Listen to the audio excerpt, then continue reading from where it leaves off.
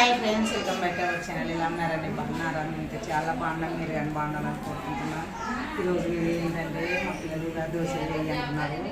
రేపటి ఈరోజు దోశలు నానబెడుతున్నా ఫ్రెండ్స్. ఇప్పుడు దోశలు మళ్ళీ సెట్ చేస్తున్నాను. చాలా రోజులు ఏం చేస్తున్నాను. ఓకేనా ఫ్రెండ్స్, వీడియో కంటిన్యూ అవుతుంది, చూడండి ఫ్రెండ్స్.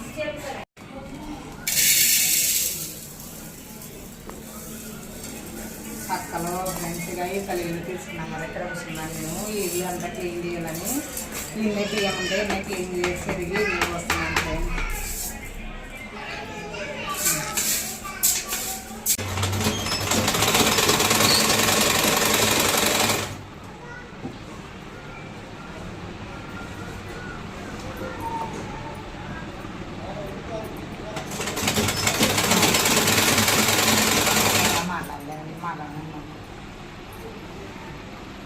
చాలా రావాలి ఫ్రెండ్స్. ఇది ఇక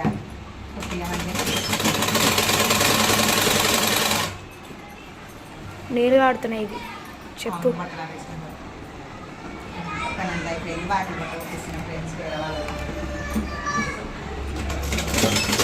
The next day.